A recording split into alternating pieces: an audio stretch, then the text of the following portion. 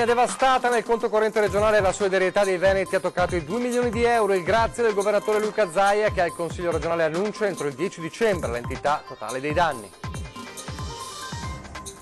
17 feriti, il bilancio dell'incidente avvenuto oggi sul Carso, un furgone con migranti si è schiantato contro un'auto, i passer alla guida del mezzo avevano appena forzato un posto di blocco. 9 profughi scoperti all'interno di un carro merci ferroviario proveniente dalla Serbia diretto a Cuneo. Ieri sera il gruppo soccorso nei pressi della stazione di Altavilla Vicentina. In un fotomontaggio l'ISIS minaccia Venezia, ma il questore Gagliardi commenta: i controlli in città sono massimi, nessun segnale concreto. In Veneto sono state oltre 24.000 le persone a richiedere il reddito di inclusione. Il pericolo lanciato dalle assistenti sociali oggi, se verrà sostituito con il reddito di cittadinanza, si perderanno molti indici di povertà. Dal crollo del Ponte Morandi alle esplosioni in autostrada a Bologna, la montagna devastata, un anno in prima linea ricordato dai Vigili del Fuoco nel giorno di Santa Barbara. La rubrica sulle natività da voi realizzate nel nostro viaggio inizia da Macerata sul Piave con il presepe realizzato in 4 anni di lavoro dal suo creatore. Telespettatori di Antena 3, buonasera e ben trovati. L'edizione del Veneto dei nostri telegiornali che si apre facendo il punto sui danni alla montagna, ma anche sulla pedemontana veneta e gli altri temi cruciali per il Veneto. Il punto è stato fatto stamane dal governatore del Veneto Luca Zaia di fronte al Consiglio regionale, dove è iniziata la discussione sulla manovra di bilancio. Entro qualche giorno si potrà avere una stima precisa dei danni alla montagna veneta. Ad annunciarlo il governatore Luca Zaia, commissario per l'emergenza, nel presentare al Consiglio regionale la manovra di bilancio. Quanti danni abbiamo avuto? Noi calcoliamo che siano in settimana, li renderemo noti, che siano abbondantemente sopra il miliardo di euro. Abbiamo una fascia interessata di circa 100.000 ettari, che non è una roba da poco, dei quali vi posso già dare un dato verosimilmente buono: 28.000/30.000 sono rasi a suolo. Data la vastità dell'area interessata, non è stato semplice realizzare una mappatura esatta di tutte le zone colpite, che ha richiesto particolari condizioni meteo per ottenere delle immagini sufficientemente nitide dai satelliti. Abbiamo fatto questa foto e oggi sappiamo dove sono queste aree di schianto, sappiamo dove sono le briglie che sono saltate, dove sono le frane, per avere un quadro generale per poter fare una stima entro il 10 di dicembre. La richiesta di introdurre un'addizionale IRPEF regionale per sostenere la montagna, avanzata dall'opposizione, è stata respinta dalla Giunta. Noi tasse non le mettiamo, daremo una mano al bellunese, cercheremo di recuperare la situazione, ma pensare di chiedere di applicare tasse ai veneti in questa fase decisamente no. Queste cose si fanno quando non ce la fai più, ma per ora ce la faremo e ce la facciamo. Il fondo di solidarietà istituito dalla Regione a sostegno dell'emergenza ha raggiunto nelle scorse ore i 2 milioni di euro di donazioni, una generosità che il governatore definisce commovente. Altra voce pesante del bilancio regionale, che ammonta in totale a 17 miliardi di euro, 9 dei quali destinati alla sanità, è quella che riguarda la pedemontana veneta. Il primo tratto della nuova superstrada, annuncia Zaia, sarà inaugurato a giorni. Qualcuno potrà dire: ma lo stai dicendo da un mese, perché non lo apri? Semplicemente perché, come accade in Italia, allora c'è il concessionario che c'è un programma, un software per l'esecuzione dei pedaggi che si rifà a un programma francese. L'AISCAT ne ha un'altra e questi ne parla tra loro. Io ho detto che sono stanco di aspettare, per cui se non me l'aprono con il software che dialoga, tirino sulle sbarre, intanto lo faremo gratuita e lo facciamo pagare al concessionario a questo punto il pedaggio, perché è impossibile pensare di lasciare 7 km, 8, 10, quelli che sono, di una strada che è già pronta da mesi, e io direi che è il caso di aprirla. Intanto si è parlato anche di autonomia oggi in Consiglio regionale, nonostante le rassicurazioni di Di Maio e Salvini di questi giorni. Il dossier dell'autonomia non è ancora sul tavolo del Consiglio dei Ministri e Lega e 5 Stelle, alleati di governo ma l'opposizione in regione, si accusano a vicenda di voler boicottare il percorso. L'autonomia, anche se nessuno se n'è accorto, è presente nel DEF e spero di portarla a casa entro Natale. All'auspicio del presidente Luca Zaia risponde dai banchi dell'opposizione il capogruppo 5 Stelle Jacopo Berti in un intervento che suscita l'indignata reazione dei leghisti. Finora abbiamo sentito solo promesse, attacca il grillino, il ministro Erika Stefani dovrebbe finalmente mettersi a lavorare. Abbiamo fatto una campagna elettorale proprio per il referendum per l'autonomia, 2,5 milioni di veneti sono stati chiarissimi e la chiedono a gran voce, e per il principio della democrazia diretta vogliamo dare questa autonomia come è stata chiesta dai cittadini. Però appunto c'è un ministro competente, da parte nostra come 5 Stelle totale e assoluta disponibilità a portarla avanti, però adesso se la deve sbrigare giustamente il ministro che ha in mano il dossier, e speriamo che lo faccia. Parole spuderate, ribatte il capogruppo leghista Nicola Finco. La situazione a Roma è ben nota a tutti. Il dossier è fermo a causa delle resistenze dei ministri 5 Stelle. Le bugie hanno le gambe corte, ma soprattutto noi abbiamo le carte che parlano. Il ministro Stefani ha concluso l'iter, oggi gli unici ministeri che non hanno risposto in merito alle materie da delegare alla Regione Veneto sono proprio i ministeri governati dai 5 Stelle. Quindi oggi, se l'autonomia a livello romano è bloccata, non è sicuramente per colpa della Lega, ma di questi 5 Stelle che ovviamente hanno paura che la nostra Regione inizi questo percorso di autonomia e quindi dimostri che dove c'è la Lega si governa bene. Due storie che riguardano i migranti e la cronaca, dunque ora. La prima viene dalla Friuli Venezia Giulia, oggi sul Carso, un incredibile incidente, 17 feriti, un furgone con dei migranti a bordo che forza un posto di blocco. Due passer forzano il posto di blocco dei carabinieri e con 12 immigrati a bordo stipati nel furgone preso a noleggio si schiantano frontalmente contro un'auto slovena con a bordo 3 donne. Bilancio 17 feriti, di cui almeno uno in modo grave. È successo a mezzogiorno sul Carso triestino avvolto nella nebbia. Secondo le prime ricostruzioni e testimonianze, una pattuglia dei carabinieri in servizio sulla via tra Monrupino e Opicina ha intimato l'alta al furgone che invece di fermarsi ha accelerato. È scattato immediatamente l'inseguimento, ma dopo pochi metri il conducente ha perso il controllo del mezzo in fuga, prendendo male la curva e andando prima a sbattere contro il guardrail e poi schiantandosi contro l'automobile con targa di Lubiana che proveniva dal senso opposto di marcia e a bordo della quale viaggiavano 2 sorelle e la figlia di una delle 2.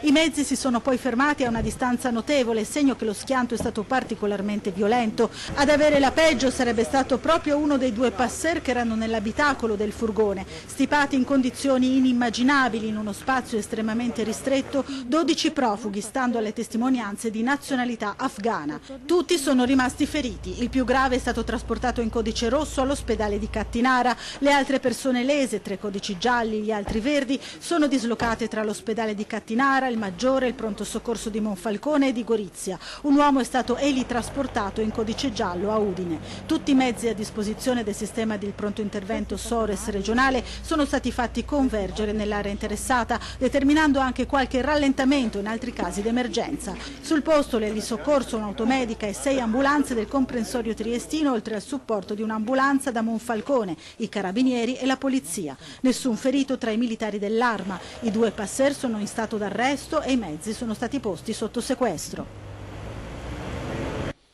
E poi gli altri profughi, quelli stipati anch'essi in condizioni davvero incredibili in un carro merci, in un vagone di un treno merci scoperto nel Vicentino.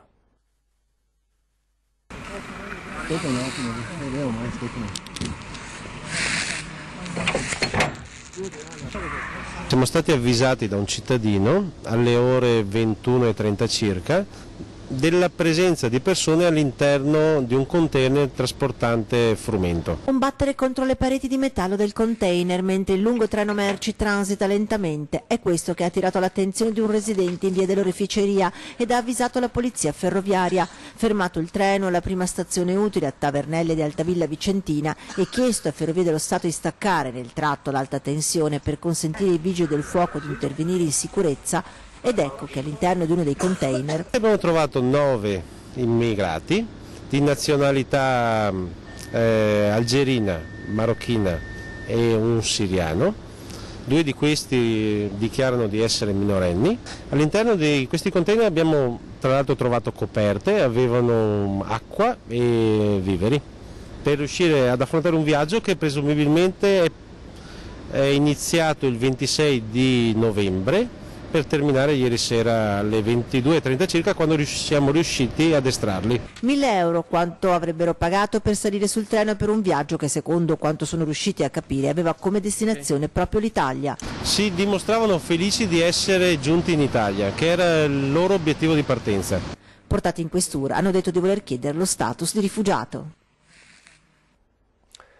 Una foto inquietante, o meglio un fotomontaggio inquietante con l'ISIS a Venezia, è una foto che inquieta, ma il questore, le autorità e le forze dell'ordine di Venezia assicurano l'allerta c'è sempre e la massima sicurezza c'è sempre a Venezia. L'ISIS minaccia la città diffondendo un fotomontaggio in cui si vede una bandiera nera sulla Basilica della Madonna della Salute.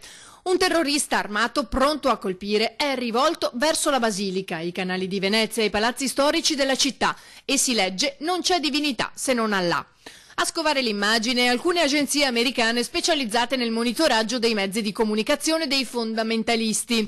Ma sebbene Venezia sia un obiettivo sensibile da sempre, gli esperti dell'intelligence, già a conoscenza di questo fotomontaggio, tendono ad escludere che possa far riferimento a un ben preciso piano di attacco al cuore del Veneto, come confermano questore e prefetto.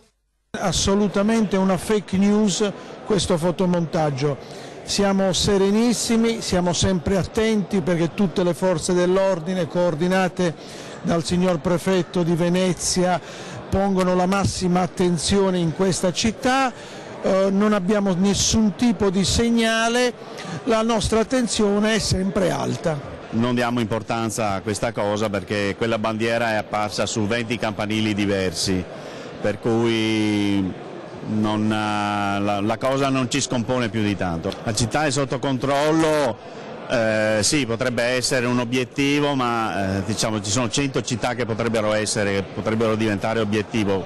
Da questo punto di vista diciamo che il terrorismo di matrice islamica è un terrorismo che è a prevedibilità zero, può colpire in qualsiasi parte, in qualsiasi momento, in qualsiasi persona. Però noi non ci facciamo sottomettere dalla paura di queste persone. Nel caso proprio di questa mattina è una fake news. I controlli in città non mancano, anzi in vista delle festività natalizie saranno adottate le stesse misure di sicurezza che finora hanno dato buon esito. Anche quest'anno potenzieremo i servizi come ogni periodo natalizio per far sì che tutti i cittadini possano godere queste feste natalizie serenamente. Ci sarà maggiore impegno da parte di tutte le forze dell'ordine, ma questo è nell'ordine delle cose. Allora, le polemiche innescate dalla provocazione di Don Luca Favarin, il prete padovano, sul presepe, non fate il presepe se non accogliete i migranti. Il sacerdote finisce nell'occhio del ciclone tanto da diventare anche vittima di uno scherzo radiofonico.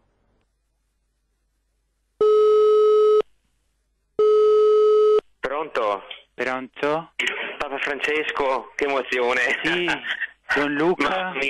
Mamma mia, sono io, sì, sono io. L'emozione di Don Luca Favarin è vera, ma la voce di Papa Francesco dall'altro capo della cornetta è falsa. La telefonata al sacerdote padovano, in questi giorni al centro di vivaci polemiche dopo l'annuncio di non voler allestire il presepio per denunciare l'ipocrisia di chi lo fa e poi dice no all'accoglienza profughi, non parte dal Vaticano. È uno scherzo organizzato dallo staff della trasmissione radiofonica La Zanzara di Radio 24. Il finto pontefice riprende con garbo ma con fermezza Don Luca, che pensando di parlare col Papa vero rivela un particolare inedito. Un parroco non deve parlare così. Il presepe è una tradizione cattolica importante, un simbolo sacro. Anche il vescovo si è molto arrabbiato, il vescovo si è molto arrabbiato. Immagino. Molto arrabbiato. Dalla diocesi di Padova non è mai arrivata una presa di posizione ufficiale sulle dichiarazioni di Don Luca, sulle quali sono comunque intervenuti diversi.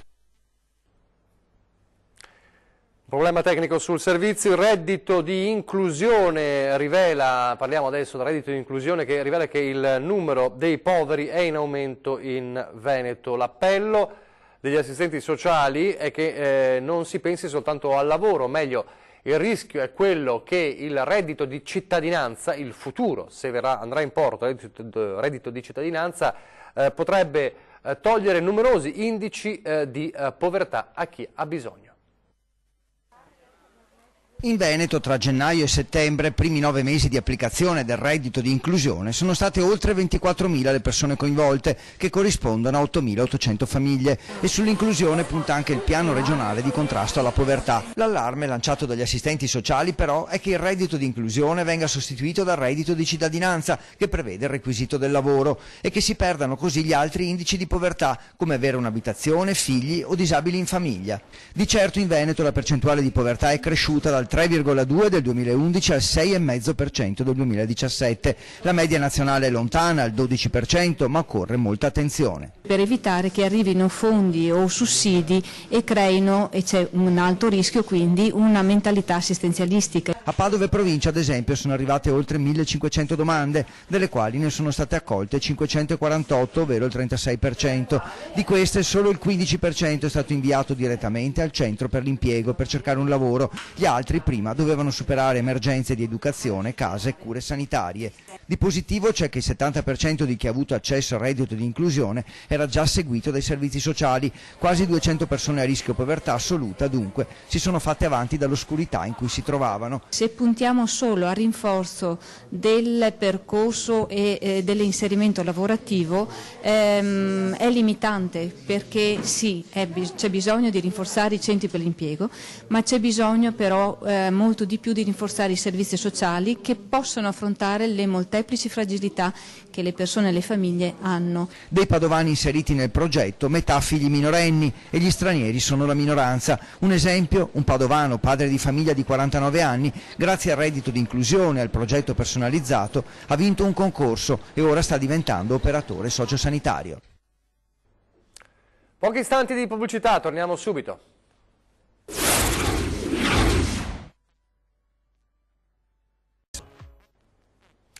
Eccoci in studio in diretta, il telegiornale del Veneto. Ripartiamo dalla cronaca leggendo dal sito di Venezia Today una notizia di cronaca da poco giunta, di cronaca giudiziaria, perché è arrivata la sentenza per l'omicidio Gritti, lo ricorderete, l'omicidio dell'8 gennaio scorso a Venezia. Ciro Esposito, il 49enne napoletano accusato di aver ucciso l'amico Ivano Gritti a Venezia, è stato condannato a 15 anni e 4 mesi di reclusione con il rito abbreviato. Il GUP del Tribunale di Venezia ha letto poche ore fa la sentenza nei confronti del 49enne. L'omicidio, lo ricorderete, risale lo scorso 8 gennaio. Esposito aveva ucciso l'amico Gritti, che si era presentato a casa sua, aveva esploso diversi colpi di pistola attraverso la porta, aveva sconvolto un po' il centro storico di Venezia questo omicidio, quindi 15 anni per Esposito. Adesso i Vigili del Fuoco che festeggiano Santa Barbara, un po' in tutte le province, vediamo com'è andata a Treviso.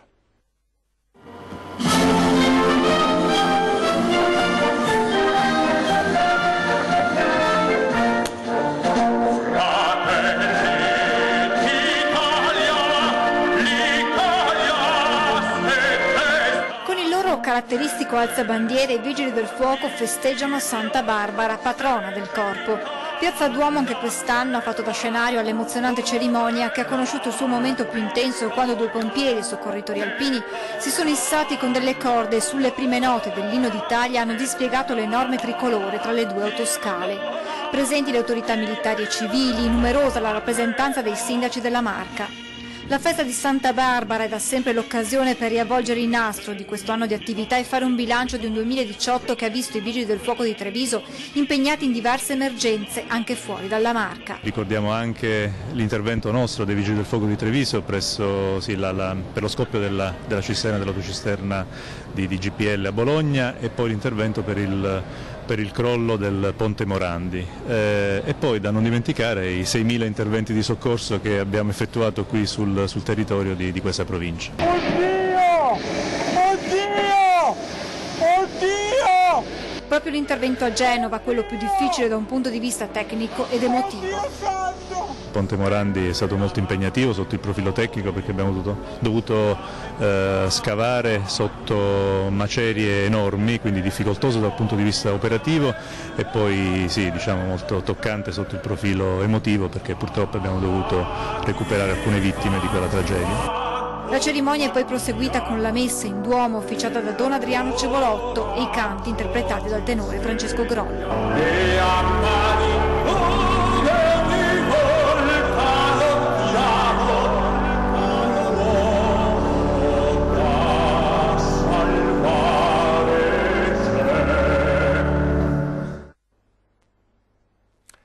Adesso il nostro viaggio tra i presepi, tra i vostri presepi, le vostre creazioni della Natività, un viaggio che inizia dalla Marca Trevigiana, da Maserada sul Piave, a casa del signor Giuseppe La Penna, che ci mostra la sua creazione che gli è costata 4 anni di fatica. Vediamo.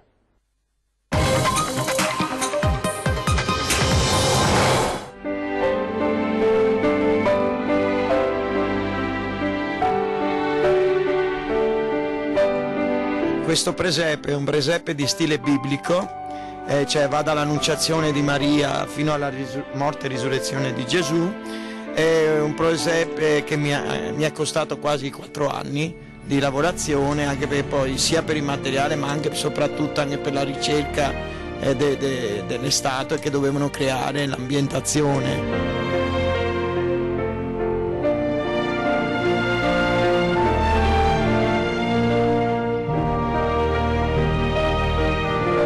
Parti più complesse sicuramente la creazione anche delle ambientazioni. Ho dovuto farmi dei bozzetti e creare le ambientazioni della Palestina, perché c'è lo studio, la fase, la progettazione anche del lato di sinistra, cercare di ottenere le colorazioni, la pittura che riproducessero un po' l'ambiente dell'epoca e il territorio. Visto che siamo in prossimità appunto del Natale, praticamente faccio tantissimi auguri di buon Natale e mi permetto anche di felice anno nuovo 2019.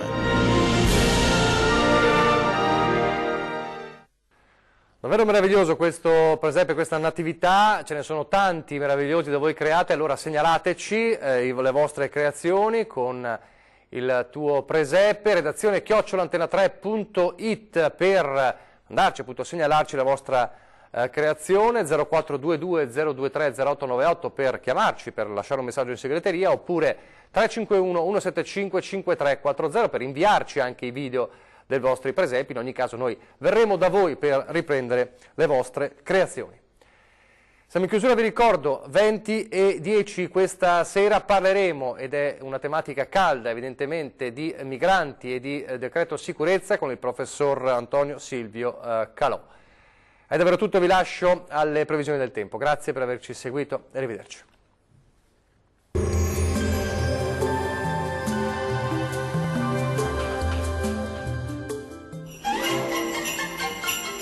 Fresco e Vario, i surgelati di prima qualità, vi augurano buone feste. Ben ritrovati al meteo. Asciutto sulle nostre regioni, ma con frequenti riduzioni della visibilità. Nel dettaglio sul Veneto sarà una giornata molto grigia, maggiori spazi soleggiati al mattino dove non mancheranno locali foschie o nebbie sulle pianure occidentali. Il cielo si presenterà irregolarmente nuvoloso e a tratti anche coperto invece a partire dal pomeriggio. Temperature minime tra 2 e 5 gradi. Valori massimi oscillanti invece tra 9 e 12 gradi circa. Vediamo ora che tempo farà sul Friuli Venezia Giulia. Sarà una giornata all'insegna di un tempo asciutto e stabile. Sulla nostra regione infatti non sono attese precipitazioni particolarmente degne di nota. Più sole al mattino sui monti, cielo maggiormente coperto invece a partire dal pomeriggio. Temperature minime tra 3 e 6 gradi. Massime comprese invece tra 10 e 12 gradi. Vediamo infine la situazione meteorologica del Trentino Alto Adige.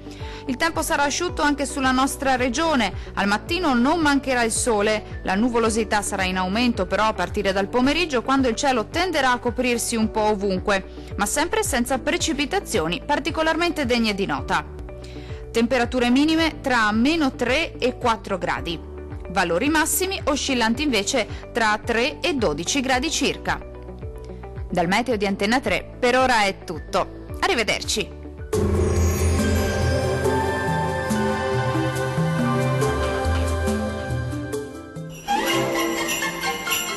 Fresco e Vario, i surgelati di prima qualità, vi augurano buone feste.